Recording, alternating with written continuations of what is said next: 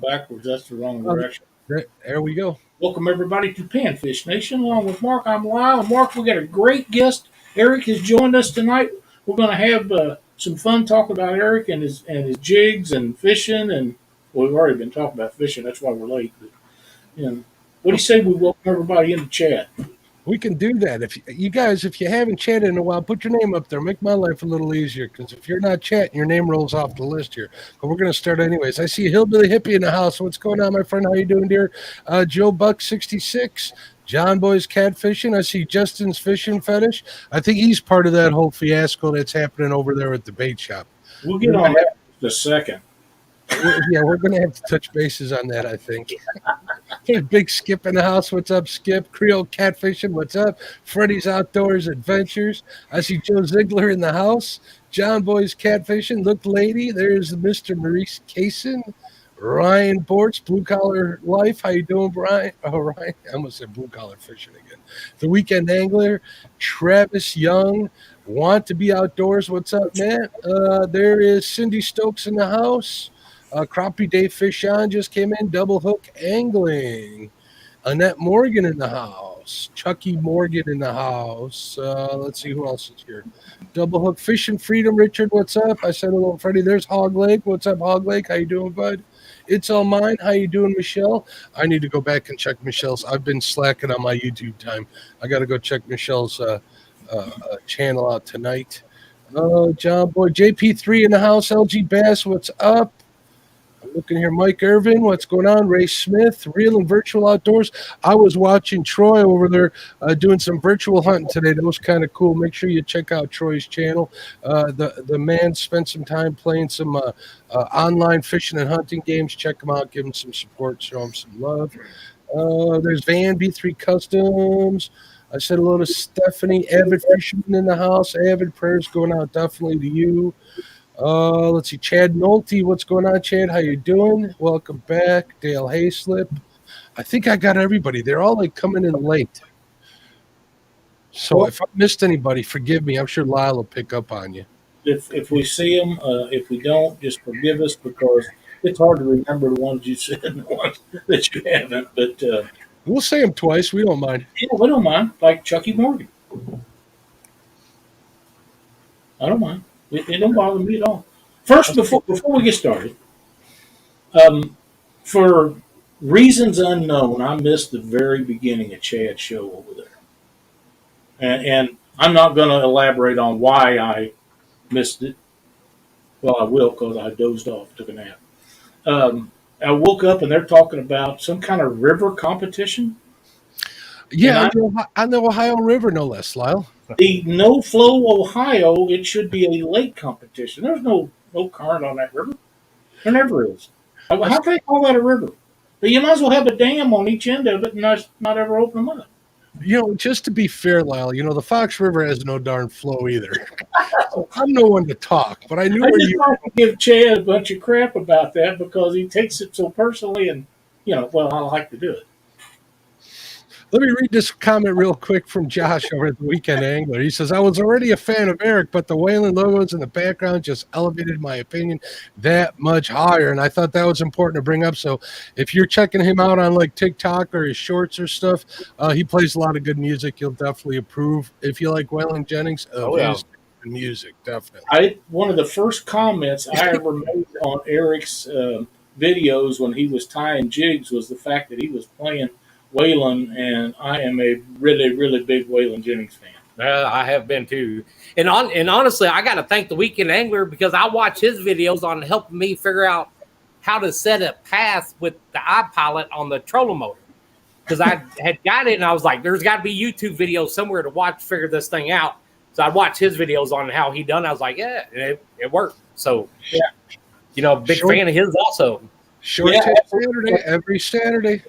Yes, and to be quite frank, Monday on Catfish Weekly, we're going to do the giveaway for the veterans on the 4th of July, where we're giving away 2 bank rod holders. Mark, you're giving a shirt or something? Yep, we're going to give away a shirt out of the merch shop. And we've got some other people that's contacted me with some other items that we're going to give away. I don't have a list in front of me, so forgive me for that. I wasn't planning on doing that tonight, but Josh is going to join us. We're going to work on something. You're going to like us. Be sure to tune in Monday night on Catfish Weekly. It'll be a lot of fun. I'll And watch. thank a bunch of veterans. On the 4th of July, I can't think of a better day than that. Exactly. I agree 100%. It's going to be a lot of fun. Frank, Twisted Fishing TV, what's going on? Sean Chili just showed up. What's Sean? How you doing, Sean?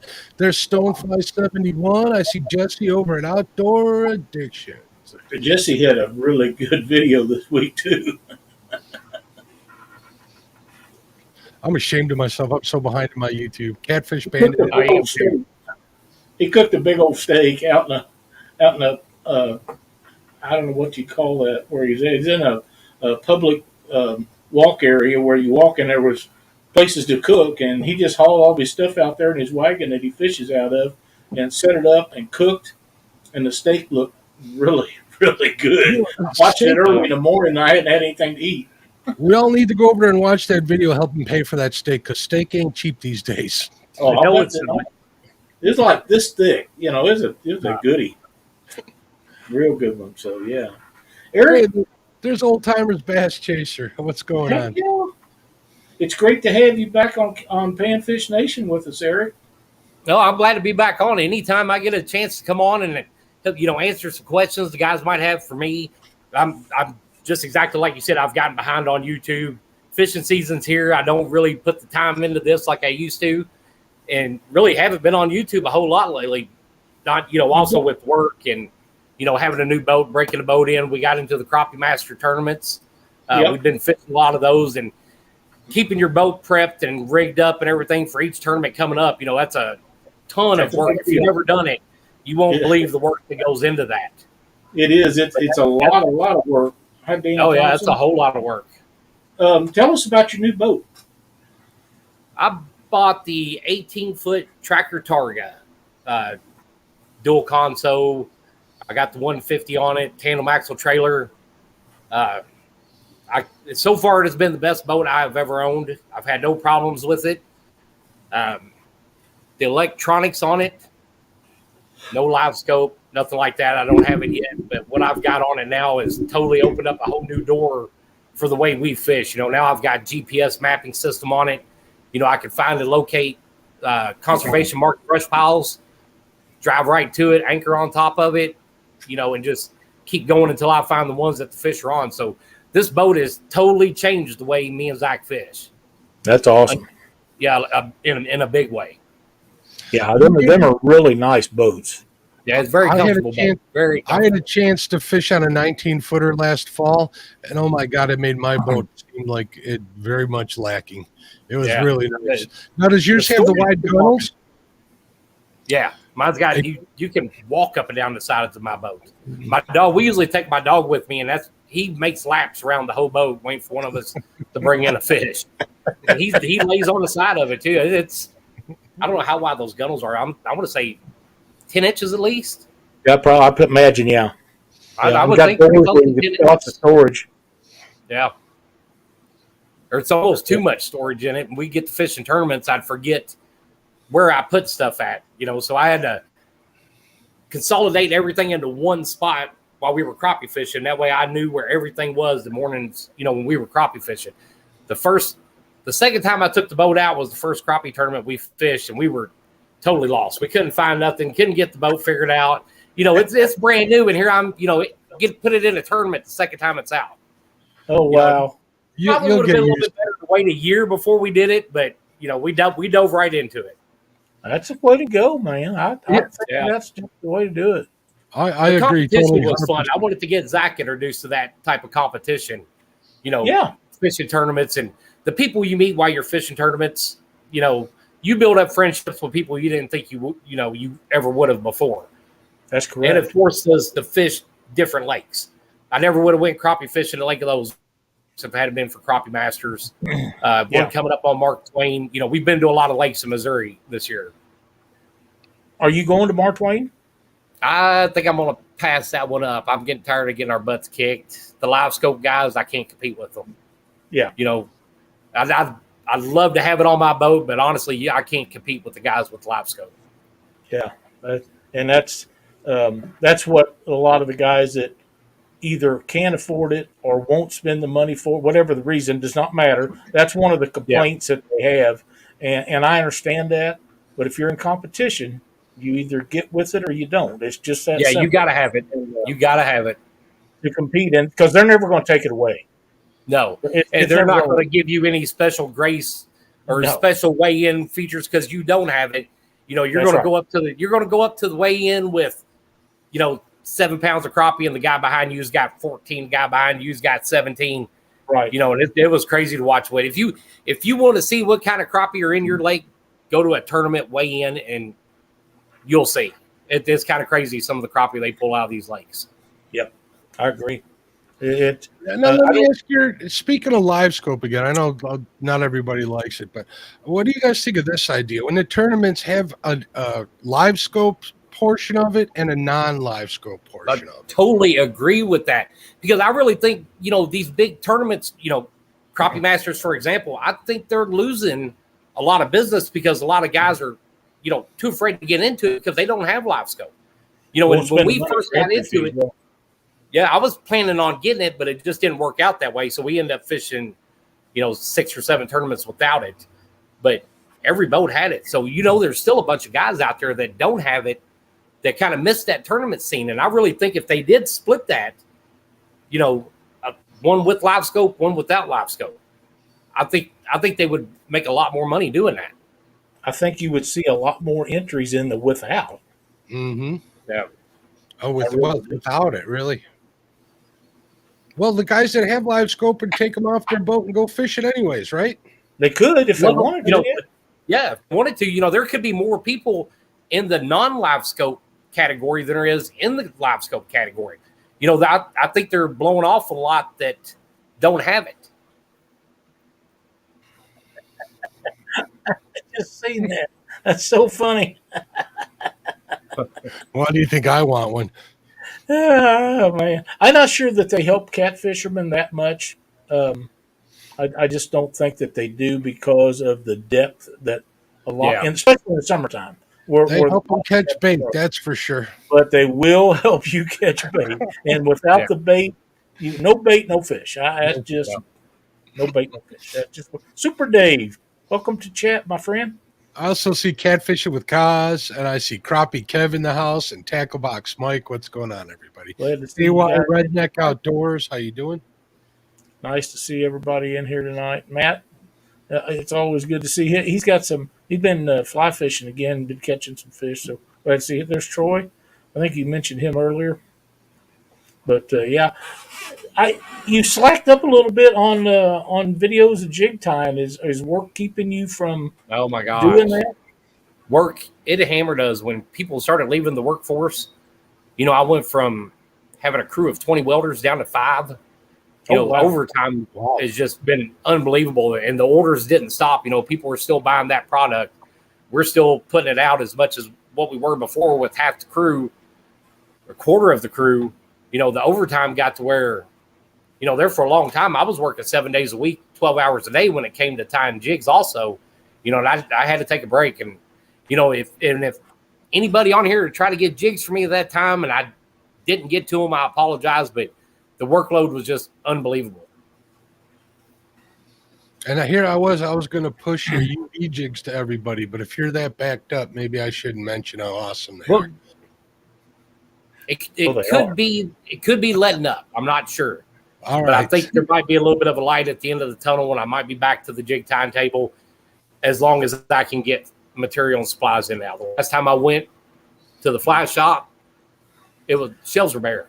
And they told me I can't. They apologized, and man, we can't get nothing in. And he's right. They're having a hard time getting it in too. Every supply house, even the online places that are really, really big, they're having trouble too. So a $7 bucktail, bucktail is now like $15.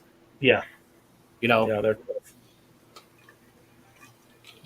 And it's not just that; it's Chanel and thread, everything. The only thing that I know of that I've seen plenty of is the hard items you need, like vices and that kind of came back around.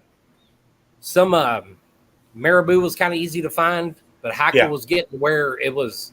I seen a guy on Facebook the other day had I think a pound of chartreuse hackle, and they were going on about who buying it and all that stuff, and somebody asked him the price, and it was like $490 for a pound of chartreuse hackle. Wow. Yeah. Wow. Hey, Curtis, welcome to chat. Yeah, that's crazy. But I've said this on before. Anything that has to be moved by truck, the price is escalated on it, which is everything you buy anywhere you go, because the fuel price everywhere, jack the price of everything up.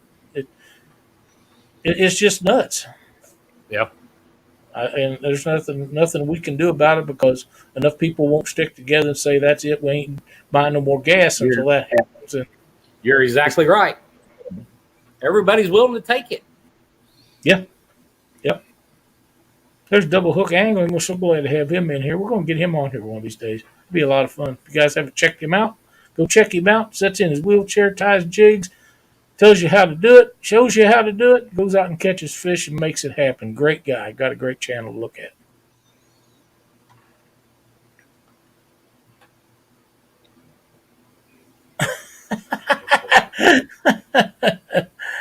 Josh, that's a pretty cool idea. Right or wrong, I picked up a pair of heavy-duty cable cutters at Harbor Freight for $7. I keep them in the truck for when I find a roadkill deer. 3 tails.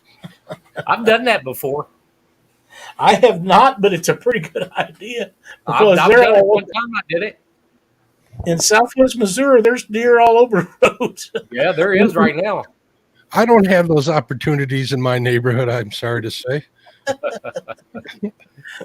I went to, we went to Fair Grove today, and it's halfway to Springfield, and I'll bet I've seen 5 or 6 on the side of the road. Yeah, some have been there a day or two, but from my trip down there, the same way I go to Springfield, there was probably 7 dead deer on the side of the road.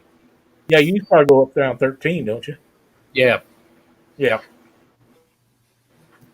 that's what I figured. So, what's the hot color on catching crappie right now? It's being summertime. I don't think color's got a whole lot effect on it. Pink, chartreuse, blues, whites. It seems like in summertime to me that they're not quite as picky on color. Maybe a little bit pickier on the size, but when we go out and we start fishing in the morning, I usually got 2 different jigs on each pole until I find a color that they're biting on that day. The other day they were biting on white and blue, then it seemed like pink and white, then it seemed like a solid green one. It just, I don't think it matters a whole lot in the summertime as much as it does in the wintertime. So sometimes I get to question myself whether it matters or not. What size is it then if it's not color? 16ths and 1/8. 16ths and 1/8. Yeah. Is that 16ths probably more so than an 1/8. You think that affects the drop rate of the jig more? Is that more what they're going for, or the size? That's of the what I think. So, because you'll notice a lot more hits as your jig's sinking. You'll kind of see that line twitch just a little bit when it's going down, or right when you're getting ready to pull it back up to set it in a rod holder or something. Then you'll feel that hit. So I think a 16th gives it just a little bit. Gives them a little bit longer to kind of look at it and then decide they want it and go after it. Makes sense to me. So you're vertical jigging, right, Eric? Yeah, we vertical jig a lot. We've been pushing jigs and pulling jigs a lot more lately than we have been vertical jigging.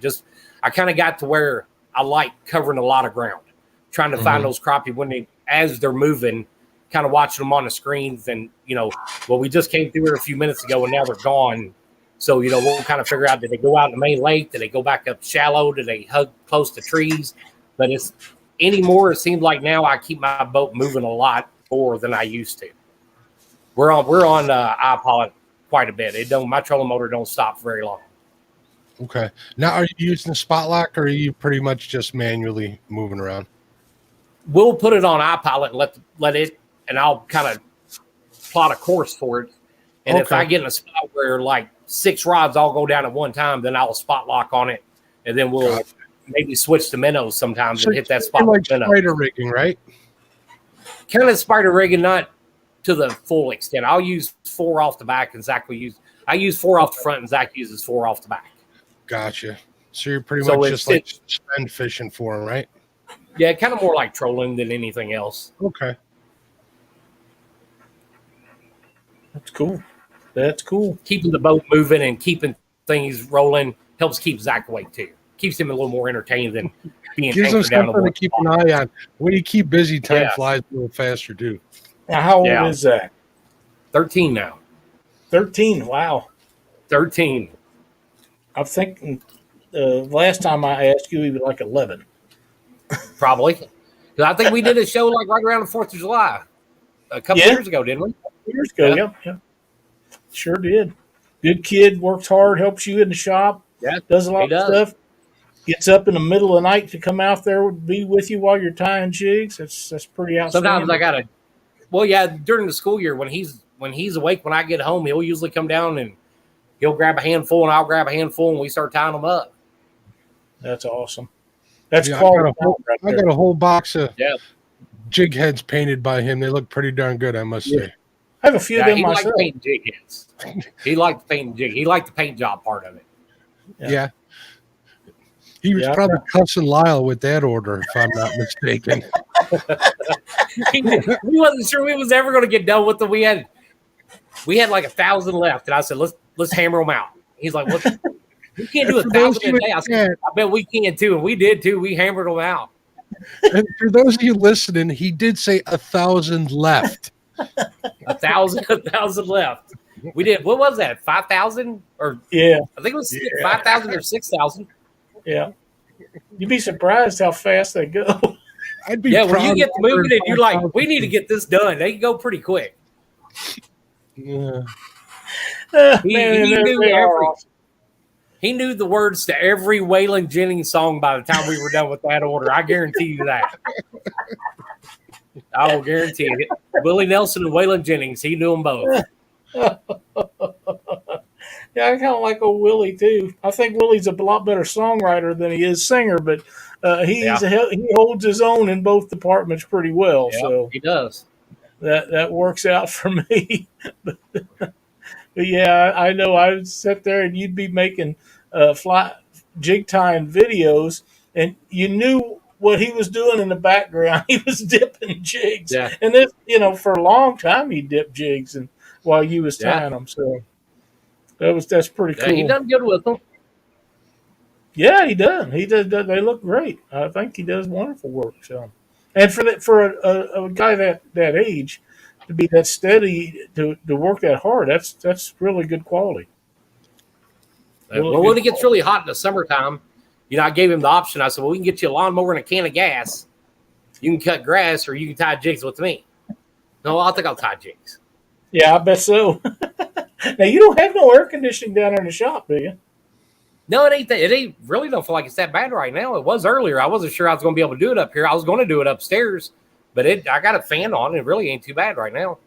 I was out with right before when Chad was on. I went out to water our tomato plants and took the dog out for a few minutes, and it really wasn't that bad outside. Yeah, it was just it was a little bit of a breeze blowing. Yeah, it was pretty nice out there. It's still 85 here. That's too hot for me. I just checked. Well, it's 86 here, but I don't know if that's not humidity or whatever, but it wasn't bad. Yeah, it was very little humidity today. Yeah, we need that. We need that. So what's your plans for going forward with your channel and stuff? I really want to start doing videos like tying them, taking them with me on the boat, and start doing videos from the boat with the jigs. Fishing the tournaments. Yeah, fishing the tournaments I really didn't have time to. And that first part of spring where the wind blew every single day all the way up until, like 3 weeks ago, you couldn't film nothing. You couldn't record nothing. I'd get it recorded, and you couldn't hear nothing but that wind blowing through. It didn't matter what I wrapped the microphone in. They just sounded horrible. So I ended up ditching 4 or 5 pretty decent videos, but now that it kind of seems like maybe we've hit a decent weather pattern, I might be able to go back and start doing that. So that's kind of more of my plan. I want to tie jigs, either tie them on the boat or tie them here and then take them. David Smith. Yeah, he was ready to go to look at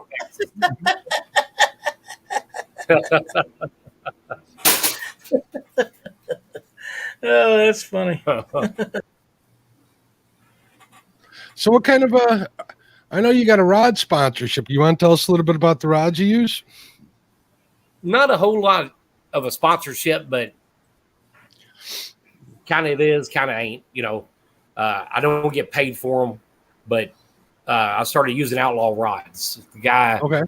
I felt honestly after I realized how close he lived to me, I kind of felt bad not using the outlaw rods. So to me, I'd rather buy them local than somebody from far away. So once I got kind of hooked up with J.R. Odom and he started kind of demonstrating some of the rods, the sensitivity of them, man, there was no excuse for me not to be using them.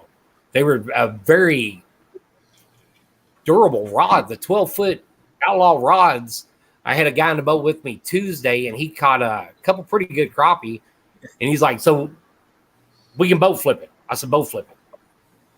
I'm going to break your rod. I said, "Boat flip that crappie." He flipped it up in the boat, and he's like, "Man, I can't believe that rod, a 12-foot rod, can bend like that and not break."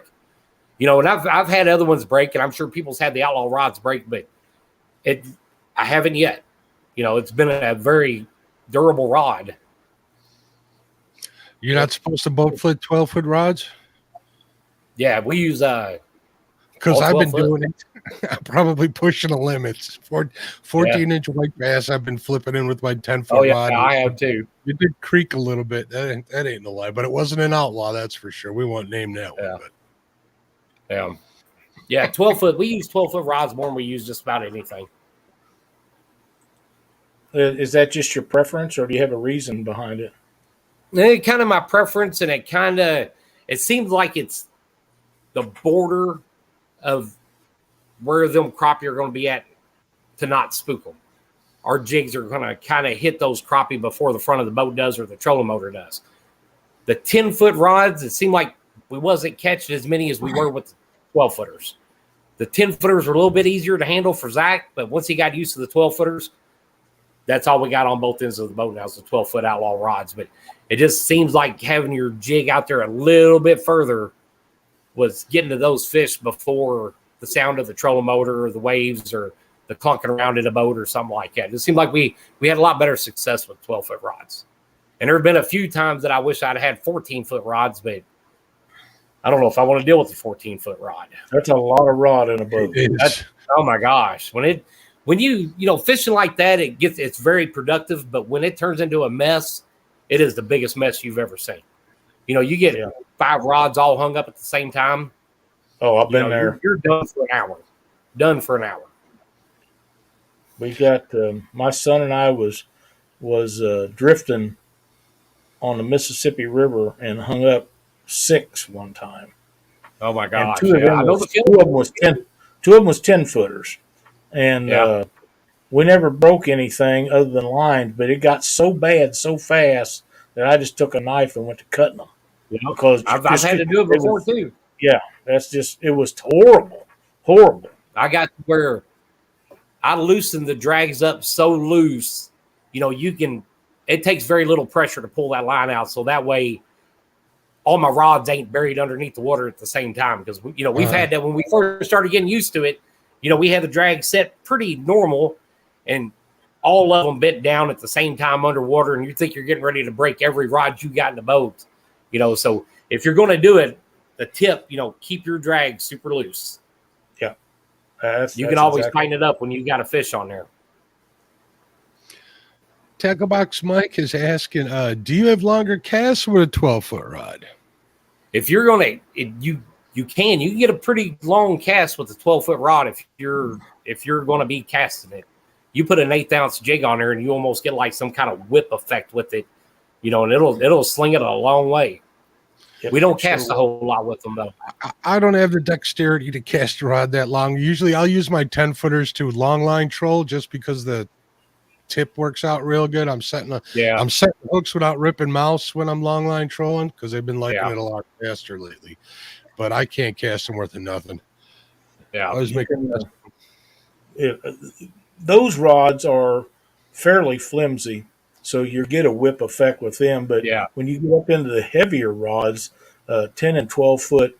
The guys that do casting competition, a lot of them use 16 foot, one piece. I've seen that. Those guys that do that up there behind the dam at Truman get into those casting contests to see who can cast all the way across the river. Yeah, and you can, it's nothing to throw one 100 yards. In fact, that won't even get you in the running at most casting competitions. Yeah. Most of them are 6500s. What's that, Mark? They're emptying spools on Abu 6500s with those casts. Oh, absolutely, yeah. They just and like I say, most of them use big spinning reels, and they have them worked over where there's no resistance when you turn loose of it. It sets sail, buddy. And that sound they make.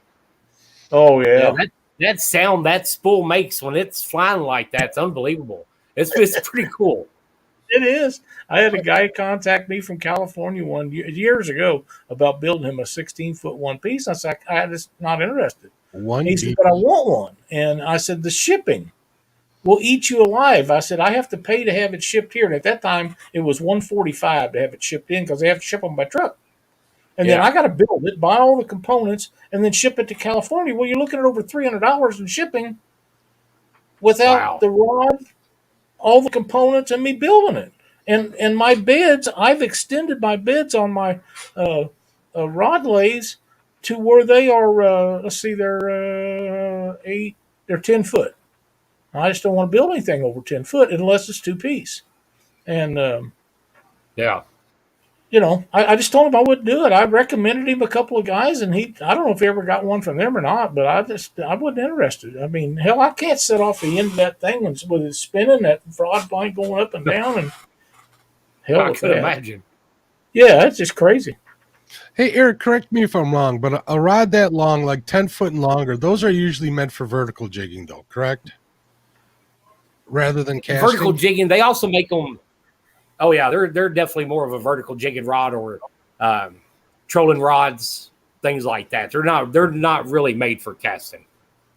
Yeah, because Tacklebox Mike is saying I bank fish, just thinking about getting it out further. So I think that's what he was thinking when he was asking about those longer rods. Yeah, but they do help bank fishing. I mean, we've taken them out on the bank before when I know, early in the spring when the crappie are spawning and there's some trees kind of further up off the bank, I could take those 10 and 12 foot rods and, be able to just vertical jig those trees from fishing on the bank too. So they come in handy for that every once in a while. I, not to change the subject or anything, but I just got a notification from a friend of mine in the TV industry that Mark Soshin, a heavy duty guy in the saltwater world, has passed away today. Mark had been on every quality TV show that ever amounted to anything since I was a kid. He's great. I've heard that name. He's a big deal. He's larger than life kind of guy, and wrote a lot of articles for a lot of publications, and he's going to be missed a lot.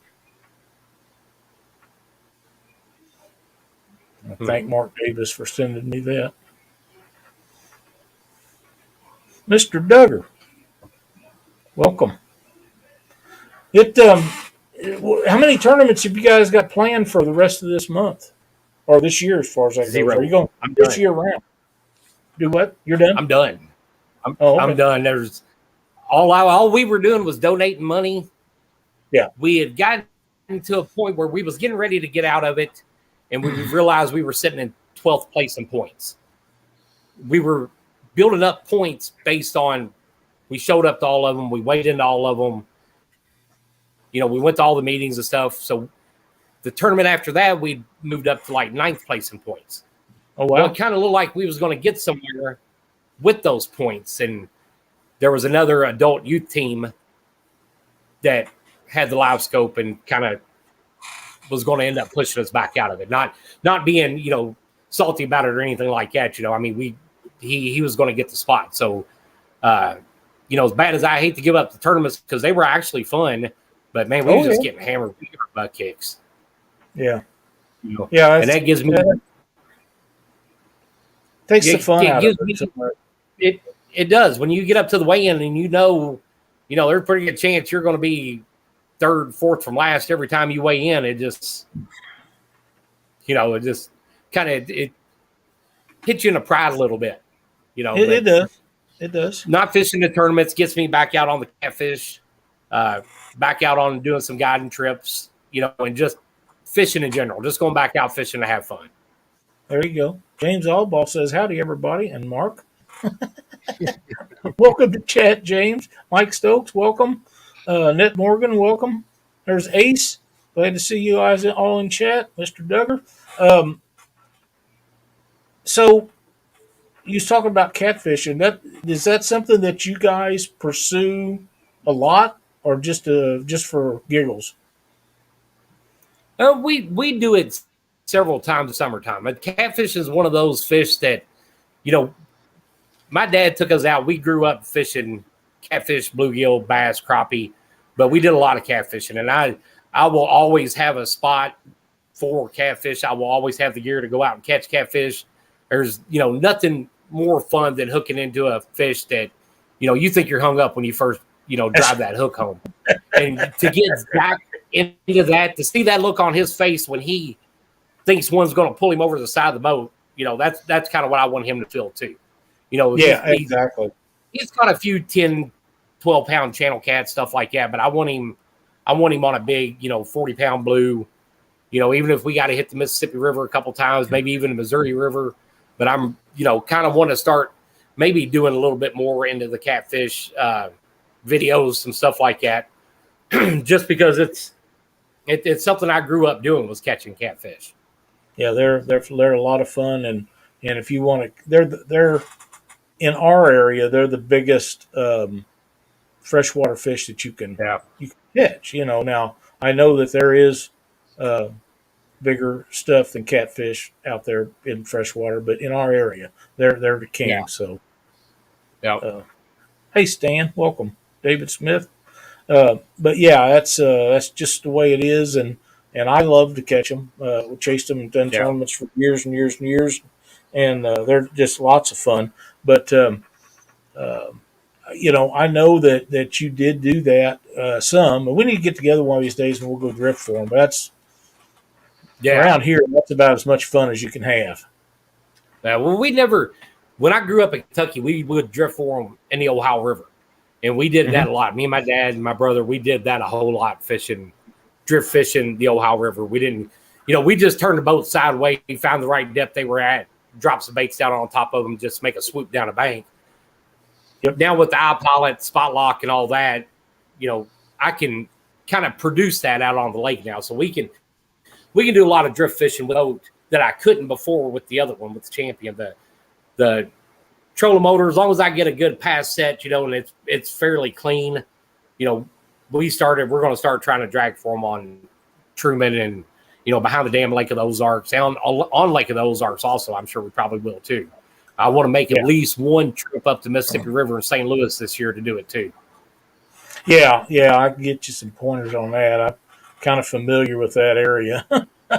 It looks intimidating. I've been watching a lot of videos on it, and it looks pretty intimidating.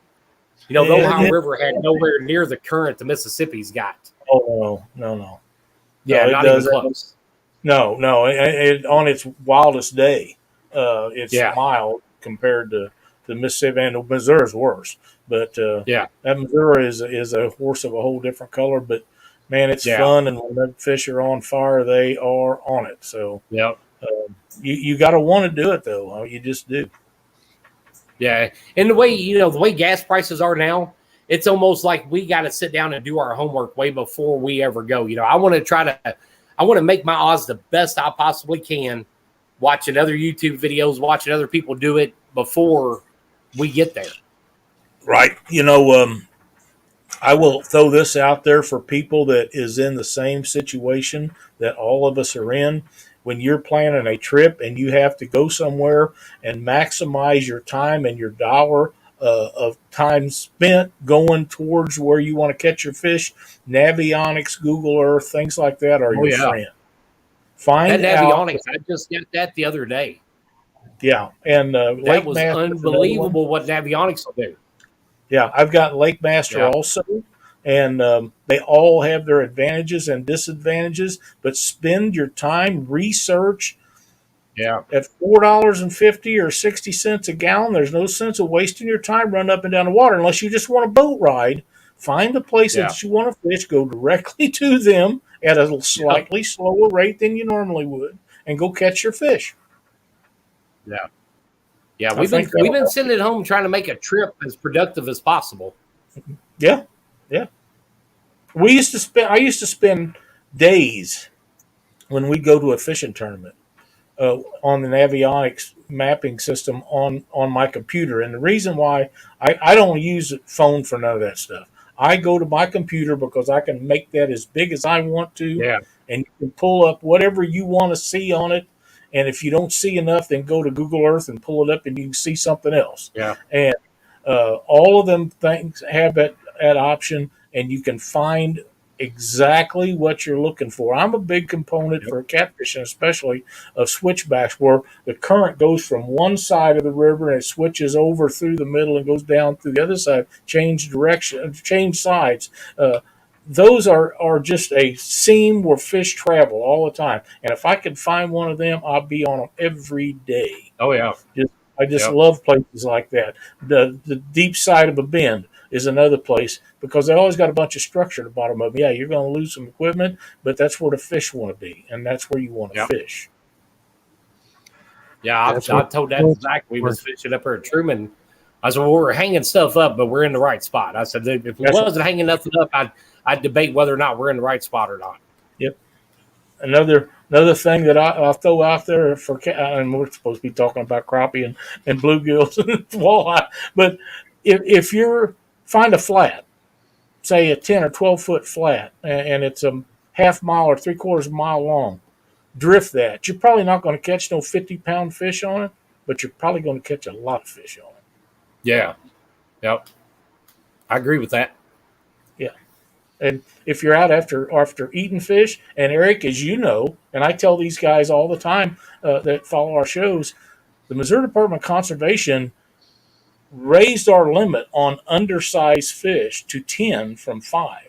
They want the smaller fish caught. So if you're after eating fish, go get them. Yeah. There's nobody going to complain about you catching them. Just you're only allowed 2 overs, none in the slot, but you can get 10 unders. And I'd rather clean them unders than them big pigs anyhow. Yeah, I want to catch a few of the overs. But chances are we're going to throw the overs back in the lake. I would, if we're going to take them home and eat them, I'm going to take the eaters home. All the ones that go over the slot limit, they're going back. I don't want to clean that fish. No, they're breeders. They're the ones that produce the most eggs and stuff. But they're just not as good eating. They're just not. They're not.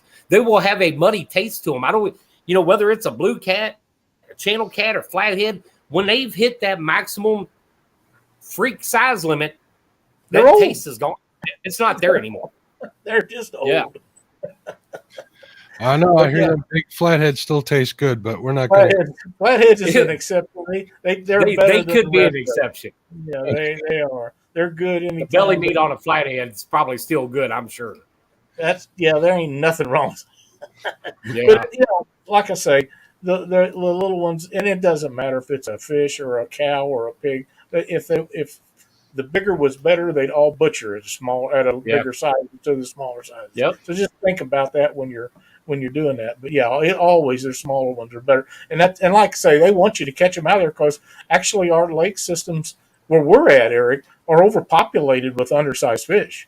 And they want you to catch them so the ones that's in the slot limit now can be over in the future. And I think that's a great idea. And I'm not sure. I've heard so many people complain about that slot limit, and I think that's going to be one of the best things Truman's ever seen. In the next 10 years, think of all those overs that are going to be in that lake. That's exactly right. Yeah. The only problem is they don't write enough tickets when they catch people, and when they do write a ticket, they don't make the fine severe enough to keep them from going right back out and doing it again. That's the problem. Yeah, you're right. But we had a game warden down there one time stop us, and we had caught one big blue cat that was over, and we threw it back, and the next fish he caught was like a 10, 12-pound flathead. Or not flathead, channel cat. Well, the game warden asked to look at it, and when he looked at it, I don't think he knew he was going to go with, he was thinking in his head it was a blue cat. And I had to break it down and show him. I said, and I stopped him. I said, all right, this is why I'm, this is a channel cat. And, I kind of went over the fish with him. And he's like, yeah, he said, you're absolutely right. He said, but man, it sure looks like a blue. And I said, what? I said, I promise you, it's not. Went over the fish again. He's like, yeah, you're right. I don't think he knew the difference. But I think he was leaning to being a blue, and it was kind of that pre-spawn channel cat where they started getting those weird colors in them. But the big dimples on his head, to me was the first giveaway right there was that. And I had to convince that game warden that it was a channel cat, not a blue. I had a lady game warden check me duck hunting one time, and I had killed a duck that was a cross between a mallard and a tame duck. It was all white with mallard tail and mallard head, but the body was white, and it was an off breed. And I knew what it was because I had seen them before like that. And she checked us at the ramp when we pulled in. I said, "Hey, tell me what kind of bird this is." And she says, "I could call in." She says, "I've never seen one like that." She didn't have any idea what it was. And but everybody don't, But at those days, I'd duck 3 or 4 days a week, so I was pretty hardcore about it. But yeah, they all don't know everything, but the ones that do know are like the guy that you had that's receptive enough to understand that, hey, I don't want to give this guy a ticket, but he ain't got one coming. Yeah, and I was hoping, man, don't, I was really afraid he was going to argue with me and say that's a blue, and I was going to have to freeze that fish, just to take it somewhere and get myself out of a ticket with it. But he, what the more I talk, the more he's like, yeah, you're right. I'm impressed you figured that out. But yeah, you got a channel cat. It took a little bit. But there's a lot of people that don't know the difference between those fish. And there's a lot of big blues that leave trimming because, people don't realize, that's a blue cat. That's exactly right. We even have blue cats here, and we still got guys swear that they catch blue cats out of this. They don't go up that far. You see it on Facebook all the time. People holding a big channel cat, and they think it's a blue cat. Yep. We got guys that call them Fox River Blue Channel cats. Fox River Blue Channel. That's pretty good. I'm not even making that up. Hey, Mark, I've got some giveaways tonight. I got it loaded up. You just tell me what we're giving away, and we can get that set up. I have a 3-pack of Thumper jigs from the Thumper Jig Company that they sent these to me. I got a picture today where the winner from last week got his. These are the Dominator series. It's a 16th-ounce shad head, orange, peel, chrome. There's 3 of them to a pack. We'll give some of them away. And then we also have a pack of ZFGs. I don't know how well these will show up on my green screen. One of them's white. One of them's got a green head. Yeah, they're pretty nice. And we'll give both two drawings for those. We'll give those away. We're so happy that Thumper nice enough to send us them. They are extremely good, and the ones from ZFG are really nice. There's 2 in that package and 3 in the other. So we'll start with the Thumper ones and get those away first. Let's get these set up here. I'm getting the screen shared out. There you go. Wind jigs. Wind jigs. I like that. Those ZFG jigs are made with tender love and care. They are. From a grumpy old guy. Yeah, no kidding.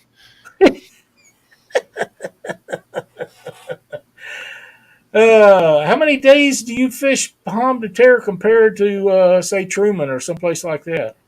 Oh, I fish. This year we fished Truman more than we ever have. I'm on Pomme de Terre probably 5 times more than I am on Truman. I might not make another trip back to Truman until I'm probably thinking like August, September, when I know that blue cat bite's, starting to get better.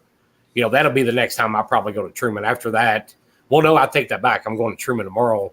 I'm going out with Team Livingston. We're going to fish. Actually, tomorrow will be the first time I've ever been behind the live scope. So I'm kind of excited to, actually see it work. So I'll be on Truman tomorrow. But, Truman is a great crappie lake. Oh my! If it was just 30 miles closer, I would never go anywhere else. I would never go to another, without a doubt. Yeah. You name the cover. If you can think of the type of cover you want to fish, it is on Truman somewhere. Yep, I agree. And it's a massive lake. Oh, huge. It's not as big as Lake Ozark, but it's really, really big. You know, Lake Ozark is, 120 miles long or something like that. Yeah. Truman's not that long, but it's just massive. Yeah, it's a huge lake. It's a very intimidating lake. It's know what you're doing when you go to Truman. Know how to read your maps, follow the channel. You know, be careful when you're on Truman. Yeah, and there's deep water and shallow water and everything between. And sometimes they look the exact same. They do. Sometimes they look the exact same. But you know, I've done crappie fishing up there, bluegill fishing up there. There's everything in the world. There's some great walleye for guys that like to walleye fish. There's some great walleyes up there. Tackle Box Mike has a question. He says, Eric, what's your PB? Right at 3 pounds. That's been my personal best crappie. Caught it on Kentucky Lake back when Kentucky Lake was in its prime. When I lived in Kentucky, me and Dad would make a trip there, and 3 pound crappie was my personal best. Came out of Kentucky Lake. That was back in the late '80s when it was the crappie capital of the world at the time. I'd like to see a 3 pound crappie in my net. I just like to see one. I wouldn't even have to catch it. I've never seen one that big. I want to catch one, but I'd like to see one. Yeah, me too, but and I ain't talking cast net. I'm talking fishing net. We've caught some pretty good ones out of Palmy. The two we got mounted out of Palmy, we had one black one that was 2.8 and a white one that was longer than the black one, but would only come in at like 2.6. He caught the white one and I caught the black one, and we got them both mounted. So that way, you know, he's got those fish for the rest of his life. He caught the white one on a Saturday and I caught the black one on a Sunday, you know, so they were both together. And I was like, well, I ain't passing that up. That's, you know, pretty cool. You know, a big white and black. We both, you know, almost the same time. Absolutely. Yeah, them whites are a little thinner than the blacks, aren't they? Yeah. If you're fishing a crappie tournament, you want the black crappie because they get so thick across the back. Them white crappie, the white crappie, I think is a prettier fish, but they don't carry nowhere near the weight that I'd that have black to crappie. disagree. I like when they're all tuxedoed up, the blacks. I still like the white ones with the purple and the blues, and I think it's just a beautiful fish. Oh, they both are. I take you. Yeah, they are. They both are. They both eat so good. They taste so good too. It don't matter black or white. That's exactly right. All right, if you guys want to get in on this drawing, enter in hashtag win jigs. We're giving away some what jigs we're giving? The ZFG jigs, and what's the other brand, Lyle? Thumper jigs. The Thumper jigs, that's right. Thumper jigs. So make sure you get that entered. We're going to be drawing here in a little bit. I want to make sure everybody gets a chance. On the Thumper package says, if you're not fishing a Thumper, you're just taking a boat ride. That's a good slogan. I like that. That's pretty good. Mike Stokes, we do not have white catfish here. We have blues, bullheads, channels, and flatheads. No white catfish.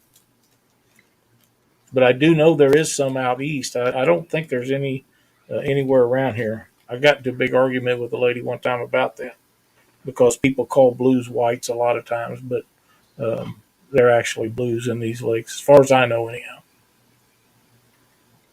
I don't know much about white catfish. They don't get near as big. That's what I thought. Yeah.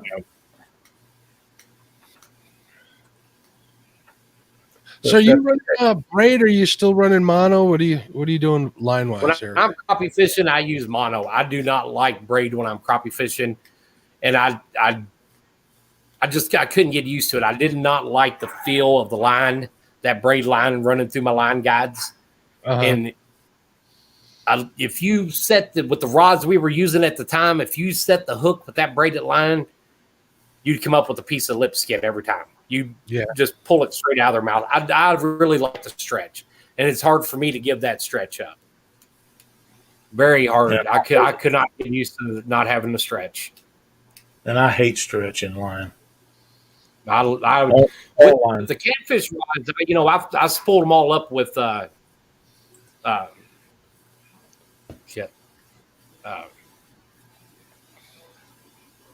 braid. It wouldn't come out.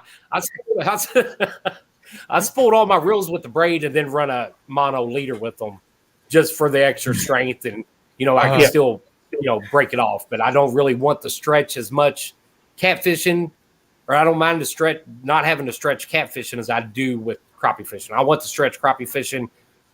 Not having it catfishing don't really seem to me like that big of a deal.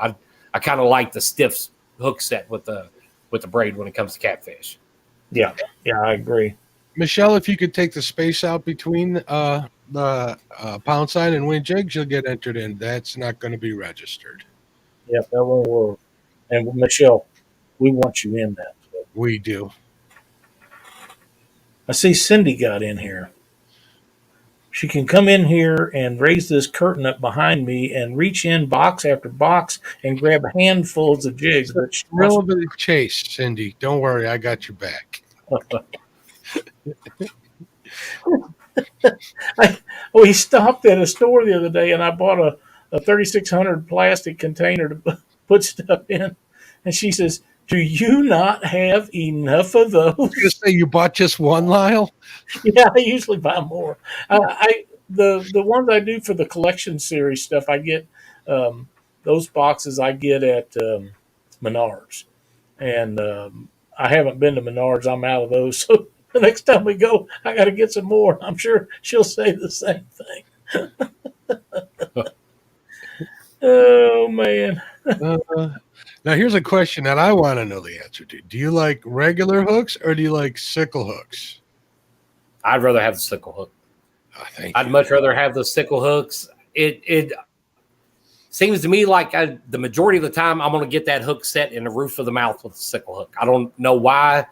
A few will be in the corner of the mouth, but it seems like most of them are in the roof of the mouth when I set the hook with the sickle hook. Now, do you feel that's important in the roof of the mouth? I don't think that you get them on the side of the mouth and you're fighting them back to the boat and you've ripped a quarter size hole in the side of that lip and that hook's just barely hanging there. I've seen so many times that, you get a little slack out of it, that fish is gone. But if it's in the roof of the mouth, you can pull that fish in pretty safely and not end up losing. Or you're just ripping their lips off, literally. Yeah, I've done it too.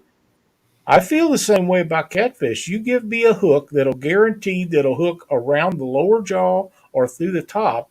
I'll take that every time over one hooked in the side. Because them ain't coming out.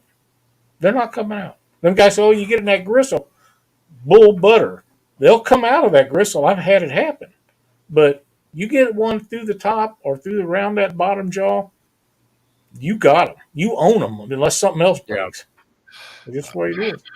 You had to remind me about losing a fish because of a bag hook placement. Loud. Yeah, well, you know what? You got another day to go out and catch that same fish again. It's still there for you, Mark. I hope so. We're going to try again tomorrow. I do want to remind everybody that tomorrow we're going to be fishing over on Stan's channel, trying to raise some money for Epic Catfish to help relieve some of the costs. He did lose his son in a tragic accident, so we're going to try and help him out by fishing over on Stan's channel. There's going to be a bunch of us, so tune in over there tomorrow at 7 p.m. Standard, 8 p.m. Eastern, and let's see if we can help him out. Yeah, Tim's a great guy, and it's a tragic thing. Nobody should ever have to go through that. And I've sent him a message. I know he's busy. He hadn't answered, and I don't expect him to. I just want him to know how we felt about it from all the people that is associated with everything that we do. So prayers for you, Tim, and your family. Absolutely. So what do you say we do a giveaway, Lyle? Let's knock one out. All right, here we go. Wind jigs. These are for the thumper jigs. Here we go. Oh, wait, I forgot to enter.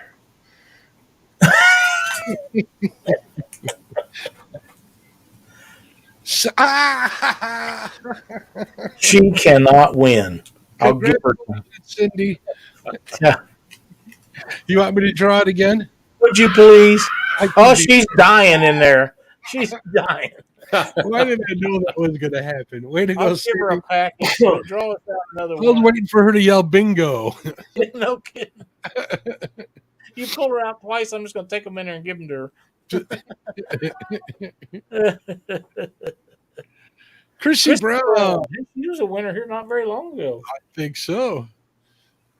Chrissy, you know how to get a hold of Lyle. Get a hold of him and touch bases with him. Tell him you want a set of the thumper jigs and give him your address. Her address this time. I'm sure he's got yours. So yeah, I do. How many sets of those are we giving away, Lyle? We'll do one set of thumpers and one set of ZFGs. ZFGs. Are we ready to give away the ZFGs? Yeah. You know what? We'll do when you get done with that. We'll do one more. Okay. I have some mixed bags of the ones I tie up. We'll get some Dale Hayslip. Dale Hayslip, congratulations. I believe he also knows how to contact you, doesn't he, Lyle? I believe he does. Either on Facebook or contact him at catfishweeklytv@gmail.com, right, Lyle? That will get me. I'll take some out of some of these packs. These are really good for me. Hold on, let me give you the solo layout here.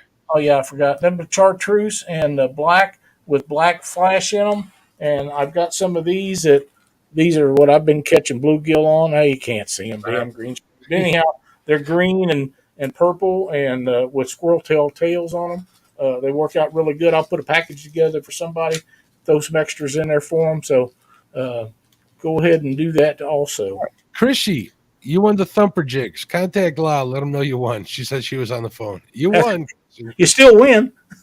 You still win. All right, we're going to give this a sorted bag from Lyle. Here we go. Round and round it goes. Better not be Cindy. Mike, what's going? Congratulations, Mike. I believe he also knows how to contact you. I think he does. Congratulations to all the winners. I figured out something with the cost of people. We was talking about this before the show, guys, and what used to take $17, $18, $19 to ship a fishing rod in a PCV tube is now around $40 or more, depending on weight and where you're shipping them to. I did learn that if you get a package of these jigs and just put them in a regular envelope and tape them to the inside of that, because people somewhere along the line will open them up and steal them out of there if they feel them and know what they are. It's happened 2 or 3 times, and I just send them out some more. But if you do and use a regular envelope and put a couple of stamps on it, instead of using the manila envelopes that cost $3 or $4 to send, it's a lot cheaper to do that when you're sending small amounts of them. So that might help some people out, because let's face it, shipping is like everything else. If it has to be moved by a gas, diesel-powered vehicle, it costs a lot of money now. It just does. So that's the way it is. And I don't think it's ever going to change. Even if the gas goes back down, I think the cost of everything will probably stay the same, with the exception. Exception maybe fuel, because it's out of hand. I think it may go back down if we're not going to get into that. Raised Outdoors Arkansas says, I don't usually comment when I stop in, but I tie my own jigs and learn from Eric Massey. Appreciate it. There you go, Eric. That's awesome. Thank you. Yep. I love getting comments. I get comments like that all the time. Somebody will just message me out of the blue and thank me for, tying jigs. And that's honestly what kept me doing it was, the people that appreciated it. And some of those comments that meant a lot to me. A lot of people started tying jigs for, specific reasons.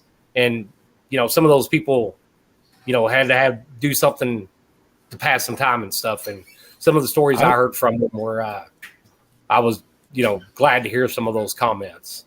I watched a video the other day of a guy tying jigs, and he was doing a very good job.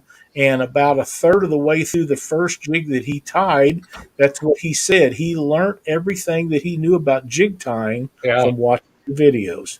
And I felt, I take a lot of pride in that. That means a lot when, I hear that on a YouTube video. Because sometimes I watch a lot of other people tie. I watch Kimbernet tie. I watch Ruben Flores tie. I watch all these guys tie because I learned something from watching all these guys too. Yeah, and when I'm watching somebody else and, they randomly just say my name out, I take a lot of pride in that. That's awesome. That's right. I love that. I agree. And I remember a time when I needed to figure out how to tie something, I had friends that worked in a store, that the guy that taught me how to build rods, and in those days we trout fished. It was over by Bennett Springs, and I would go in there and sit and visit with those guys, and they would tie flies, and I would ask questions, and that's how I learned to do that back in the 1980s. So yeah. SK, You I learned a didn't have YouTube lot. in those days. Yeah, I learned a lot watching SK, and he had one jig on there. I was working so hard to try to figure this jig out, and I was sending him messages and stuff. And it goes on for like 2 days. I cannot get this jig lined out at all. And he's kind of telling me what I've done wrong. And I said, I've been watching this one video of yours, SK, and it's got like 24,000 views. And he's like, yeah. And I said, 23,900 are me watching you try to tie that. So, I still ask the other guys questions too. And some of them ask me questions. And, there's a few of us that do kind of stick together, and we appreciate each other's work, and we do learn from each other. And then there's a bunch of bad apples that do anything they can to bring you down and trash your business. It's like that with everything. But that's right. I never would have thought tying crappie jigs was going to be such a cutthroat business sometimes, but it honestly is political. Yeah, it shouldn't be political. It's supposed to be about having a good time, and that's why I enjoy watching guys like yourself and Kim and them guys that don't take it that way. And let's face it, Kim Burnett is not only a great fly tyer, he's a hell of an instructor. He can tell you how to do things, and SK can too. Those guys, and I know that you've answered a lot of questions, tying yours. I've watched your videos, and people type in questions, and you'll answer them, explain things to them as you go. And that's the difference between the guys that want others to succeed and the ones that just want to succeed themselves. Yeah, you're exactly right. You're 100% right. Yeah, that's exactly right. Roman is another good one. Yeah, I like Roman. He's a good tyer too. He does very well. Does he? I don't think he's making as many videos as he once did, though. Yeah, and it seems like I usually see about one a week or something like that. One a week, every other week, something like that. Yeah, but I enjoy watching him. I send him messages all the time about him. Small Jaw is another great jig tyer. There's another one, an older gentleman. I can't think of his name right now. Small Jaw. Another one though. I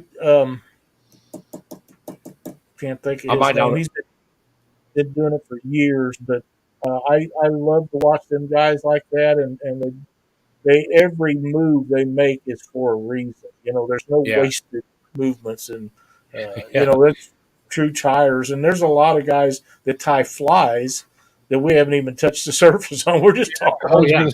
Some of those.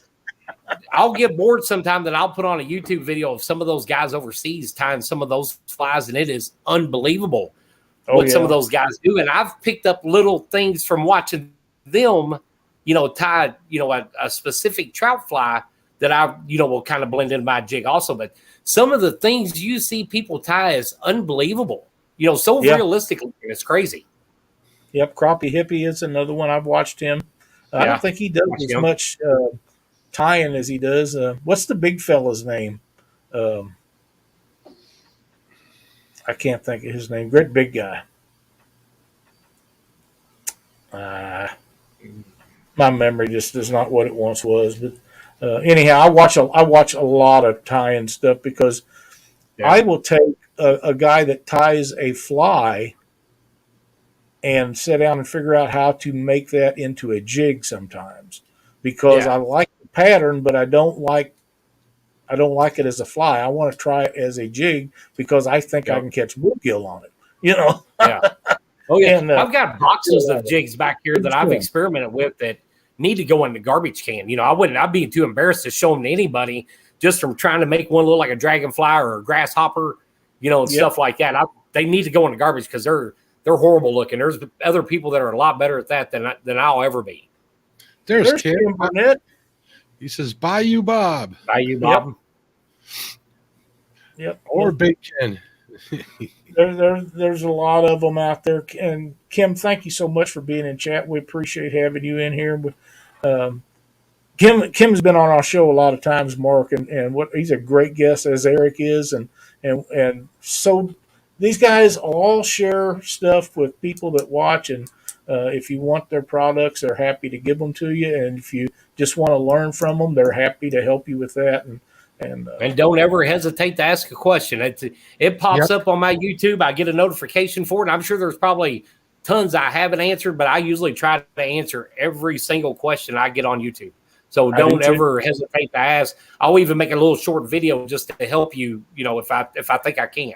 Or I'll point you in the right direction. SK, Kim Burnett, I'll have them go watch somebody else's video too to help out.